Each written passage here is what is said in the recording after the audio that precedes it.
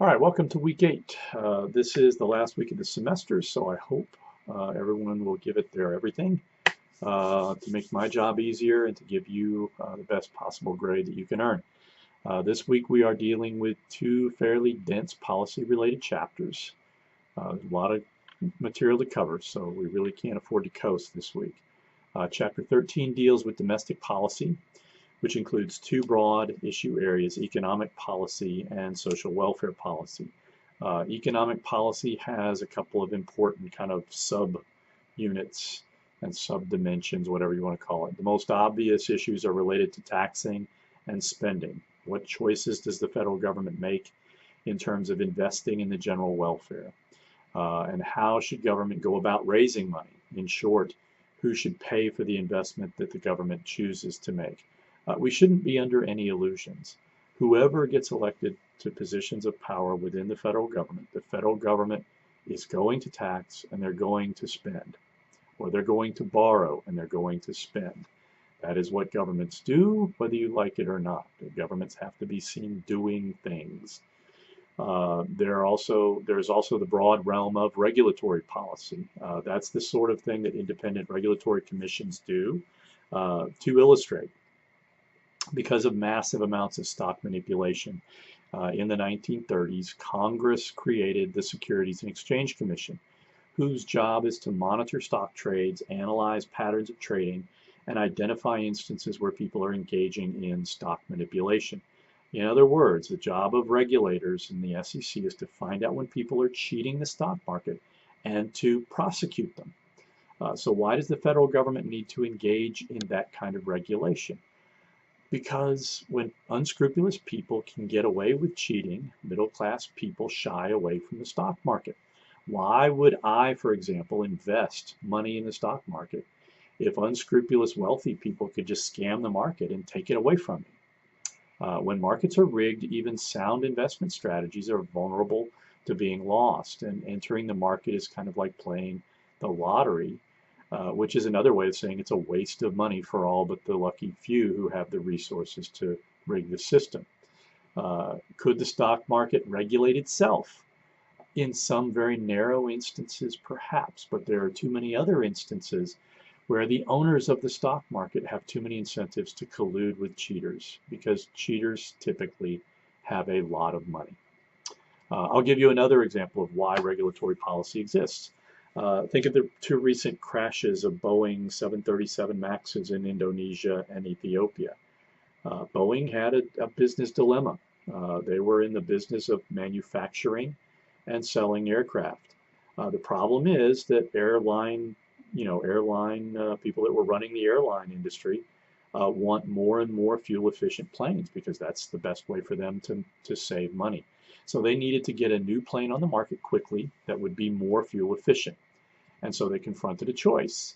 Take the time to redesign a plane that would aerodynamically conform, engineered to conform to the newer, more fuel efficient and powerful engines, or keep the existing airframe and replace the old engines with new ones, and rely on autopiloting patches to resolve any aerodynamic issues that might come up.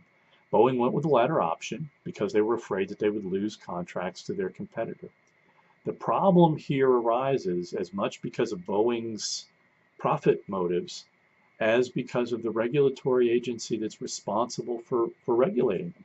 The Federal Aviation Commission didn't have sufficient aircraft engineering expertise to adequately oversee Boeing. That's exactly how Boeing likes it. Because of budget cuts, they relied on Boeing to regulate themselves, which is what Boeing wants to be able to do, until planes start crashing. So how did this decision to allow self-regulation work out for the 346 people on those two planes?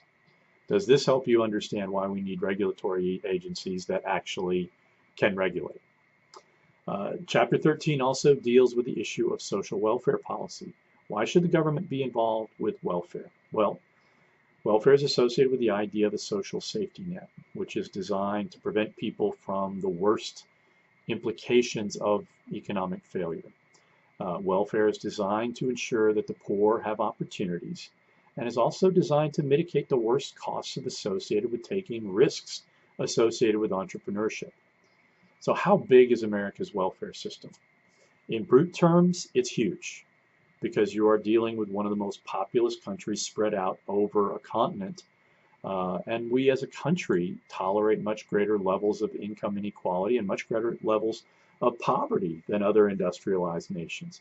So when you compare our welfare system to other, industrialized democratic societies in Europe or in several other countries, or Japan, America's welfare system is actually pretty modest and takes up a relatively small proportion of the American public sector. The main elements of American welfare, Social Security, Medicare, and Medicaid, are again huge programs, but we also have a lot more poverty to deal with than other democratic societies, and at least one of these programs is massively underfunded. Chapter 14 deals with the issue of the formulation and conduct of American foreign policy. For much of our early history, foreign policy wasn't a particularly important issue.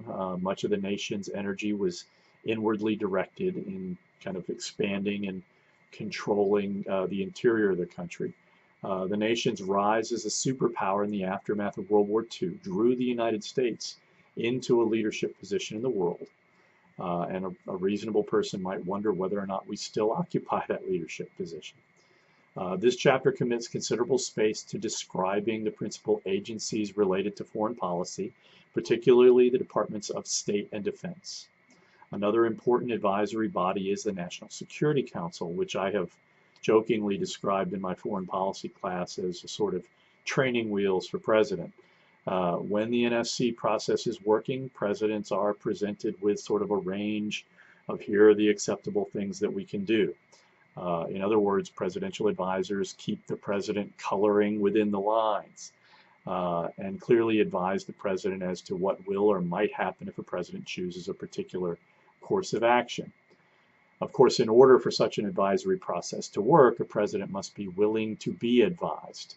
With the current administration, there are real questions about whether that's going on.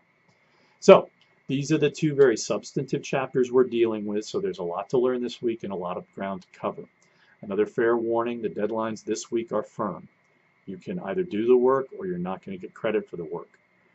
You have these two chapters to go over with the forums and the quiz, and then you have to take the final examination covering chapters 9 through 14. You also have your second short writing assignment to complete. You have until midnight of Friday, July 26th to complete these assignments and to get in any late assignments or extra credit. As always, if you have any questions, don't hesitate to contact me or communicate with me through the forum. Let's have a great week.